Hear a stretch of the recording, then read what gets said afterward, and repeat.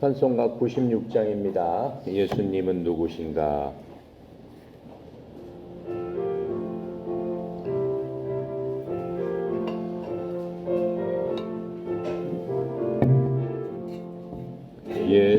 예수님은 누구신가? 우는 자의 위로와 없는 자의 묵성이며 천한 자의 높음과 갇힌 자의 노임되고 우리 기쁨 되시네. 예수님은 누구신가?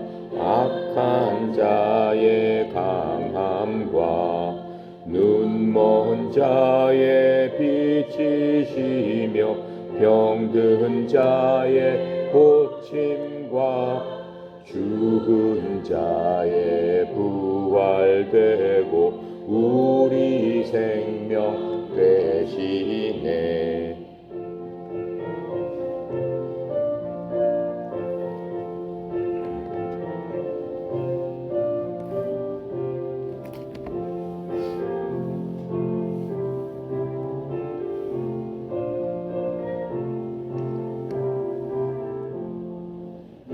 예수님은 누구신가?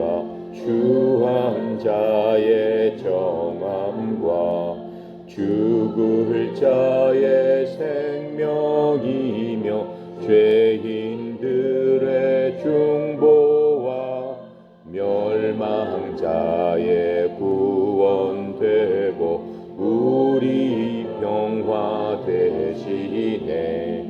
예수님은 누구신가? 온 교회의 머리와 온 세상의 구주시며 모든 왕의 왕이요 심판하실 주님 되고 우리 영광 되시네.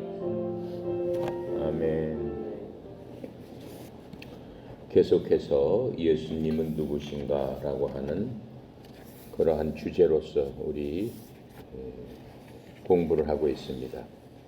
이 시간에는 이제 예수님께서 마지막 십자가에 달리시기 전에 마지막 하루를 앞두고 제자들과 함께 겟셋마네 동산으로 올라가십니다.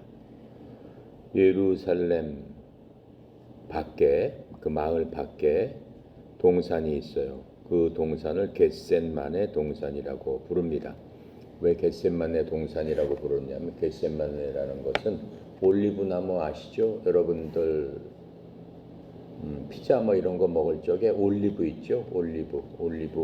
그 올리브가 굉장히 이스라엘에서는 아주 주 생산품입니다. 그 올리브나무로 꽉 찬 그 동산이 겟셋마네 동산인데 겟셋마네라는 게 올리브가 있다라는 뜻입니다. 그래서 예수님께서 이 겟셋마네 동산에 오르셔서 저 제자들과 함께 이제 가셔서 마지막으로 기도를 하십니다. 기도를 하시면서 베드로와 야고보와 요한을 따로 데리고 가시면서 가시는 동안에 몹시 예수님도 슬퍼하시면서 몹시 괴로워하셨어요. 그러면서 그들에게 뭐라고 말씀하시냐면은 내 혼이 심히 슬퍼서 죽을 지경이다 이렇게 말씀을 하세요. 우리 사람은 영과 혼과 육으로 되어 있다고 그랬죠. 근데 주님께서 특히 말씀하시는 거예요. 내 혼이 굉장히 슬퍼서 죽을 지경이 되어 있다. 그러면서 너희들 여기 머물러서 나와 함께 있어라 그러시면서 같이 기도를 하자라고 하십니다. 그러면서 주님께서 조금 앞으로 가셔서 엎드려서 기도를 하기 시작하십니다. 기도를 하시고 이렇게 말씀하십니다.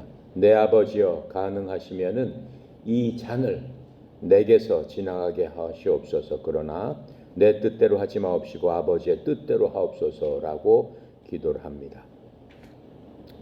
주님께서는 지금 내 혼이 심히 슬퍼 죽을 지경이다 이렇게 말씀하신 것들은 지금 이제 잠시 후에 몇 시간 후면은 예수님께서 지옥을 체험하시게 된다라고 하는 겁니다. 예수님께서 이 땅에 오신 목적이 뭡니까? 모든 사람을 죄들로부터 구원해 주시고 그 죄들을 예수님께서 다른 사람들을 대신해서 그 죄가 되기 위해서 이 땅에 오셨습니다. 죄는 어떻게 돼야 되는 거예요? 죽어야 되는 거거든요. 죄를 지었으면 죽어야 되는 게 하나님의 법칙입니다. 하나님의 법칙이기 때문에 예수님께서 그 죄를 짊어졌다는 얘기는 그 죄를 짊어지고 다른 사람 대신에 가신다는 얘기는 어디 가시겠어요? 죽는 수밖에 없잖아요. 죄가 있으면 죽어야 된다고 그랬으니까. 그게 하나님의 법이라고 그랬으니까. 그래서 지금 조금 있으면 본인이 그렇게 될 줄을 알고 있기 때문에 주님께서 몹시 슬퍼하신다라고 하는 겁니다. 그래서 이제 주님께서 죽게 된다는 것은 지옥을 몸소 체험하게 된다는 건데 지옥을 체험하는 것이 바로 혼이다라고 하는 것을 알려주시는 거예요. 내 혼이 몹시 슬프다 이렇게 말씀하셨잖아요. 왜? 그 혼이 지옥에 가기 때문에. 이 말씀을 통해서 우리에게 알려주시는 것은 뭐냐면 우리가 죽어서 죄를 짓고 가게 되면은 우리의 혼이 예수님처럼 몹시 슬프고 괴로운 지경에 처한다라고 하는 것을 깨달아 알게 해주시는 겁니다. 그러고 나서 이렇게 제자들한테 기도를 마치시고 제자들을 보니까 제자들이 다 자고 있는 거예요. 예수님 혼자서만 그렇게 열심히 기도를 하신 거예요. 그러니까는 제자들을 다시 깨웁니다. 깨우시고 너희들이 잠시도 나와 함께 기도할 수가 없느냐 하시면서 너희도 시험에 빠지지 않게 깨어서 기도해라. 참으로 너희들 마음속 영으로는 원하지만은 너희들 육이 몸이 약하구나 이렇게 말씀하시면서 다시 깨어서 기도해라 라고 하시면서 두 번째 똑같이 기도를 하십니다. 두 번째 똑같이 이렇게 말씀하십니다. 아버지여 만일 내가 마시지 않고는 이 잔을 내게서 지나갈 수 없거든 아버지의 뜻대로 이루어 주시기를 원하나이다 하면서 기도를 하셨어요. 그렇게 기도를 하실 적에 얼마나 열심히 기도를 하셨는지 땀방울이 핏방울이 되도록 기도를 하셨다라고 말씀하고 계십니다. 그러고 나서 한참 후에 와서 보니까 제자들이 아직도 자고 있는 거예요. 또 자고 있는 거예요. 그랬더니 내버려 두시면서 다시 세 번째 그 제자들 곁을 떠나서 다시 기도를 하기 시작합니다. 같은 말씀으로 이렇게 기도를 하기 시작합니다. 이렇게 예수님은 하나님이심에도 불구하고 여러 가지 힘들고 어려운 일이 있을 적에는 계속해서 기도를 하셨다라고 하는 겁니다. 예수님도 하나님도 그렇게 기도를 하시는데 여러분이나 나는 이 세상에서 어려운 일을 한두 가지 당하는 게 아니잖아요. 그럴 때마다 어떻게 하라고 하시는 거예요? 예수님처럼 하나님처럼 그 일에 대해서 죽기 살기로 땀방울이 핏방울이 되도록 기도하신 것처럼 우리도 온 힘을 다해서 하나님께 기도를 해야 된다라고 하는 겁니다. 그 기도를 꼭 해야 된다라고 우리한테 이렇게 행동으로 알려주고 계시는 겁니다. 세 번째 이제 그렇게 기도를 마치신 다음에 제자들한테 오니까는 또 자고 있어요. 그랬더니 예수님께서 일어나라. 이제 시간이 가까웠다. 나를 배반한 가룟 유다죠. 예수님 제자 중에 한 명이 가룟 유다가 이제 가까이 왔다. 저들 손에 나를 넘겨주기 위해서 저들이 나를 찾으러 왔으니까 함께 가자라고 하시면서 그들을 깨우십니다. 그러시고는 예수님께서 그들 앞으로 갑니다. 깨어서 앞으로 나갔더니 거기까지 가룟 유다가 찾아왔어요. 가룟 유다만 온 게 아니고 로마 병사들하고 또 대제사장, 수제사장들이 보낸 장로하고 바리새인들 하고 몽땅 사람들이 몰려왔습니다. 예수님께서는 그 모든 일을 이미 알고 계셨죠. 왜냐하면 그 겟세마네 동산에는 예수님께서 자주 그곳에 오셔서 시간만 나면은 그곳에서 제자들하고 기도하시던 곳이기 때문에 이 가룟 유다도 아주 잘 알고 있는 장소입니다. 예수님께서 그들을 딱 마주 대하십니다. 보시면서 말씀하시는 겁니다. 너희가 누구를 찾고 있느냐라고 했더니 그 사람들이 나사렛 예수다라고 하니까 예수님께서 그 사람들에게 내가 그다라고 이렇게 딱 말하십니다. 그렇게 얘기했을 적에 유다도 바로 그 옆에 있었죠. 바로 그렇게 말씀하시니까 그 사람들이 놀래면서 뒤로 가서 다 쓰러져 버렸다라고 했어요. 바로 하나님께서 말씀을 하시니까 그 말씀에 놀라 자빠져서 로마 병사하고 그 모든 사람들 그냥 땅에 자빠져 쓰러졌습니다. 그럼에도 불구하고 어때요? 그러한 그 위력을 본 거 아니에요. 예수님께서 내가 바로 그다 라고 하는 게 바로 내가 하나님이다 라고 하는 영적으로 얘기를 한 건데, 바로 그 말에 사람들이 놀라 자빠져 쓰러졌으면 그 사람들 마음에 뭐가 있었겠어요?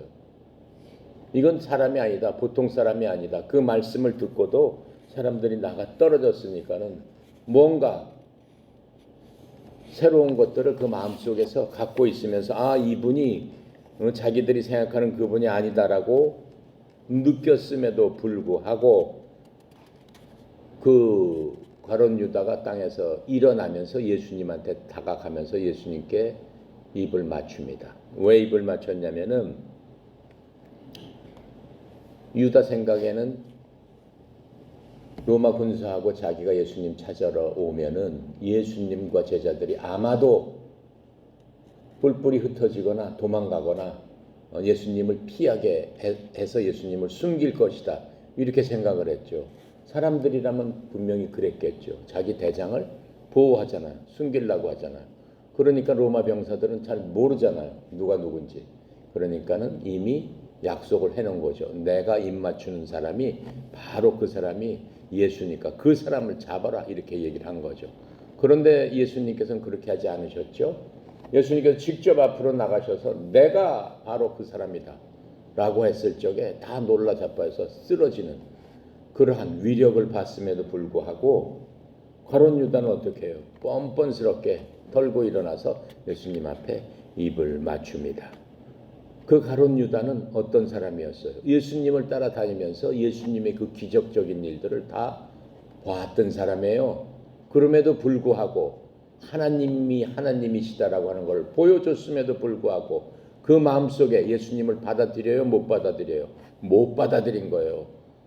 보고 확신했음에도 불구하고 못 받아들이는 거예요. 예수님을 영접하지 못하는 거예요.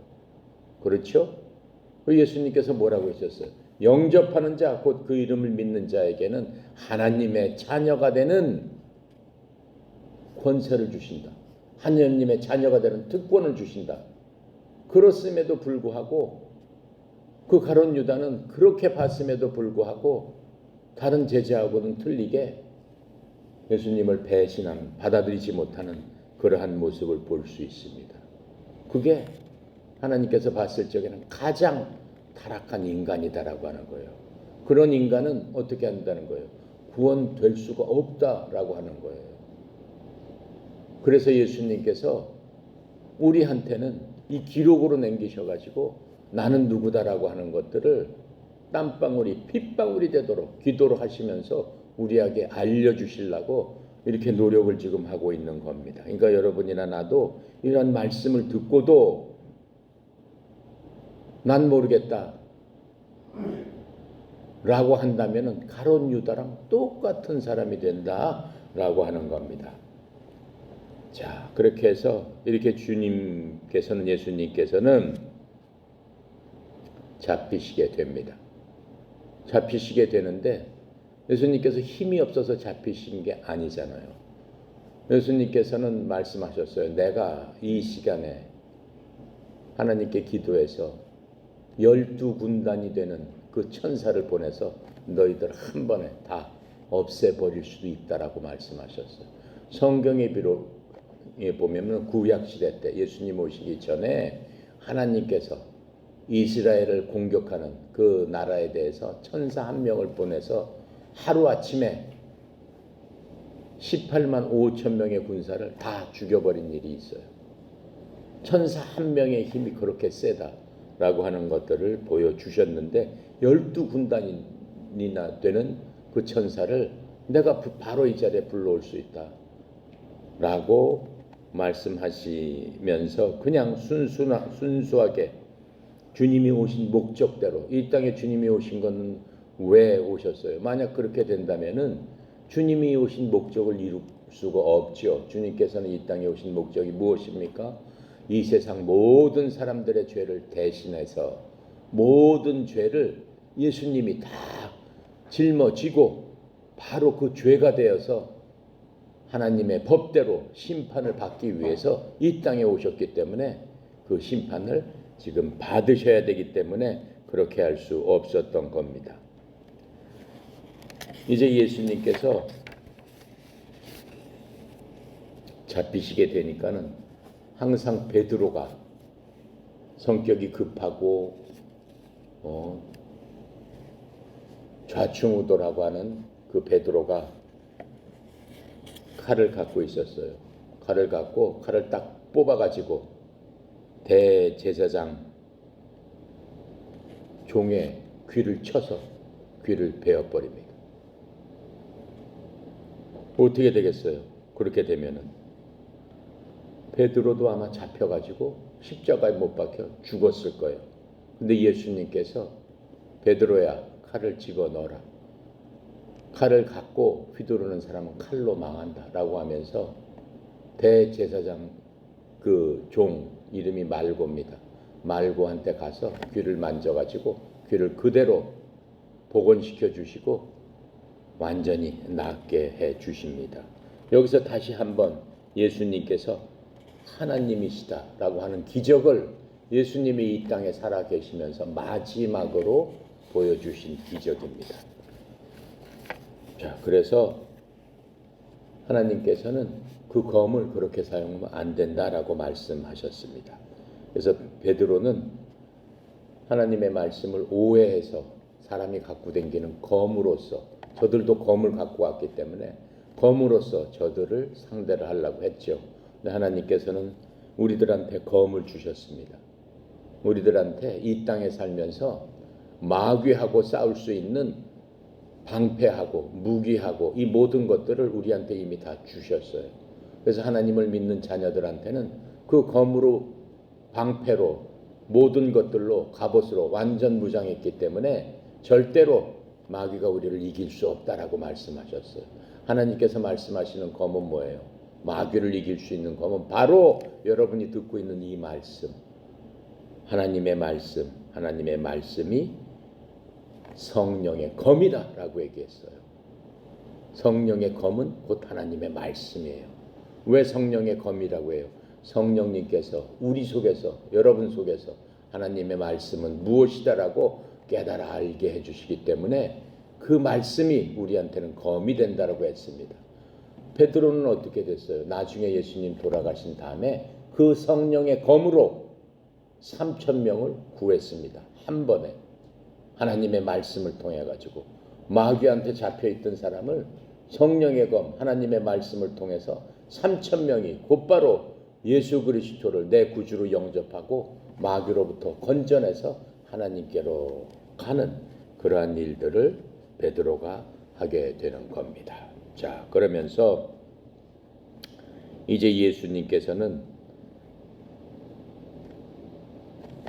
이 로마의 그 군사들하고 그 다음에 바리새인들하고 그 다음에 그 제사장들이 보낸 그 하인들에 잡혀가지고 이제 끌려갑니다. 어디로 끌려가느냐? 먼저 안나스에게로 끌려갑니다. 안나스라는 사람의 집으로 끌고 가는데 안나스라는 사람은 누구였냐면은 그 해 대제사장인 가야바의 장인이었어요. 그리고 바로 그 전해까지도 이스라엘의 대제사장이었어요. 그 당시는 로마가 이스라엘을 지배하고 있었기 때문에 이스라엘 사람들 중에서는 최고 높은 사람이 종교의 최고 높은 지도자였어요. 종교의 최고 높은 지도자를 그 당시는 대제사장이라고 했죠. 대제사장은 한 사람이고 대제사장 밑에 여러 수제사장들이 있었어요. 그리고 수제사장 밑에는 또 여러 명의 제사장들이 함께 일을 하고 있었습니다. 그래서 먼저 그 사람들이 이 안나스에게로 끌고 갑니다. 그래서 이렇게 이제 그 로마 그 부대의 천부장들과 또 로마 그 군인들이 예수님을 끌고 안나스한테로 가서 안나스에게 예수님을 인도합니다. 왜 바로 로마한테 가고 안나스한테 갔냐면은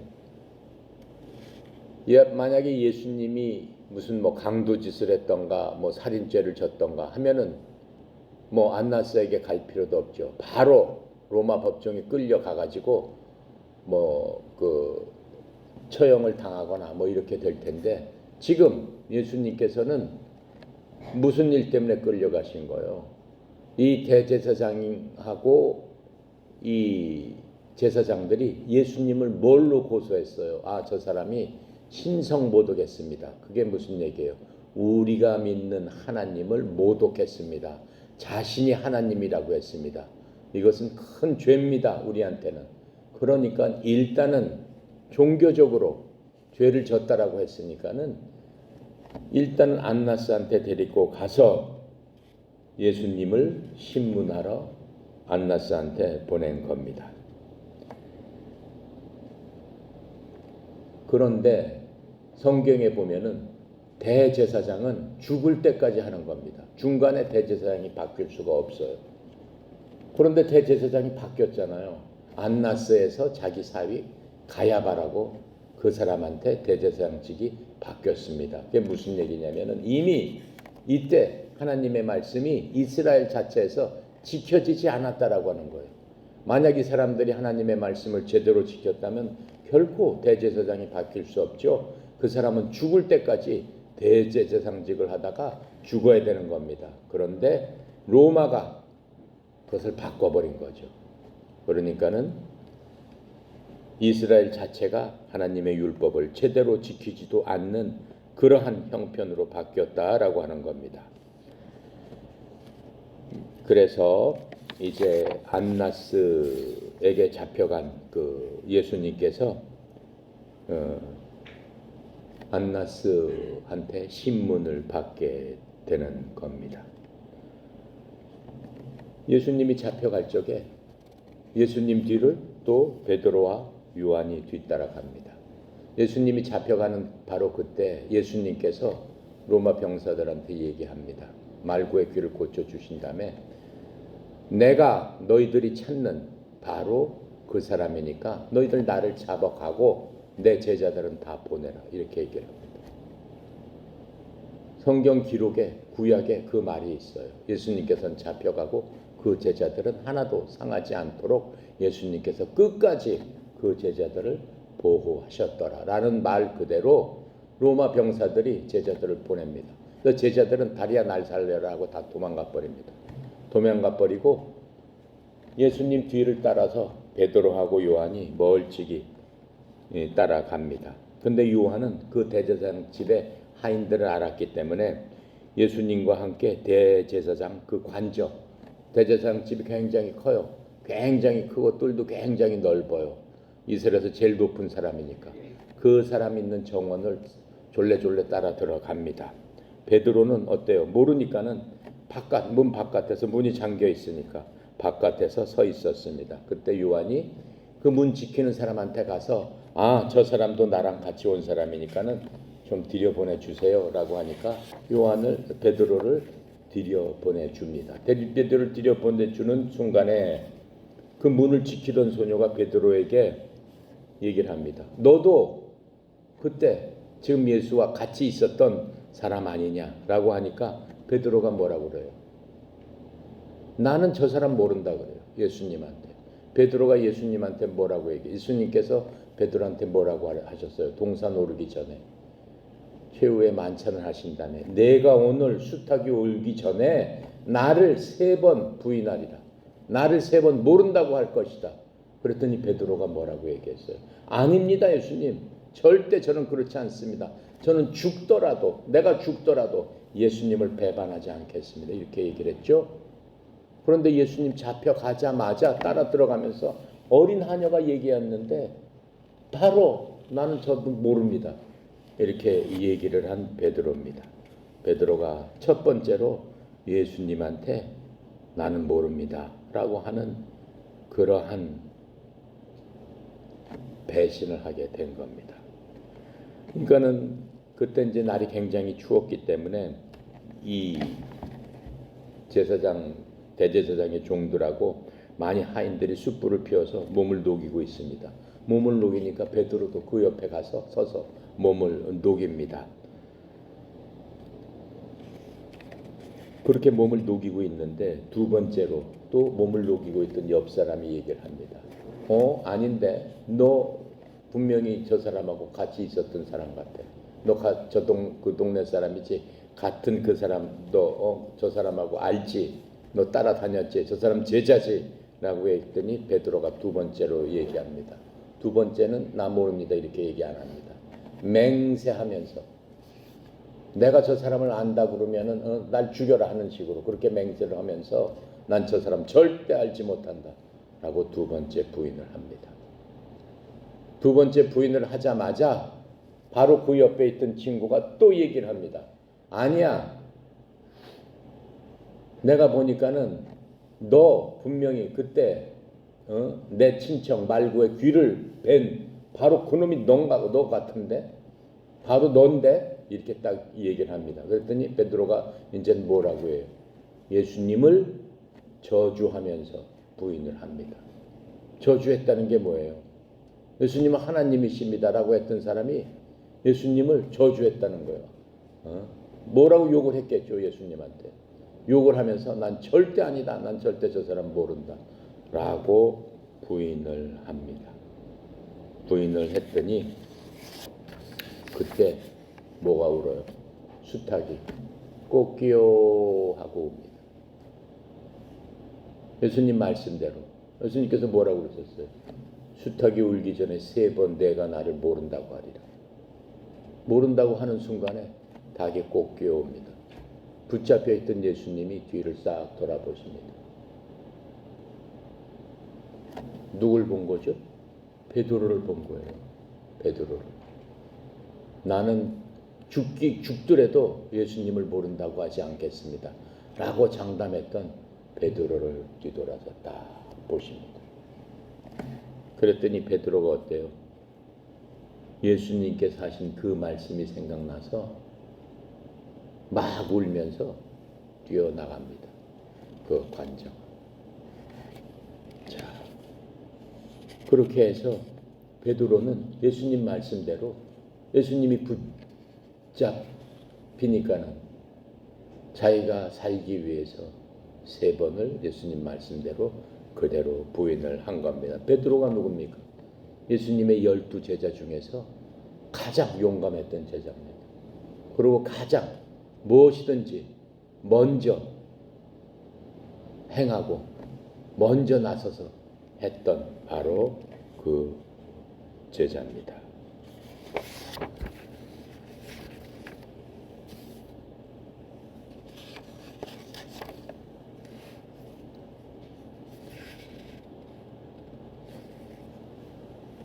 자, 그래서 어때요? 우리가 베드로를 보면서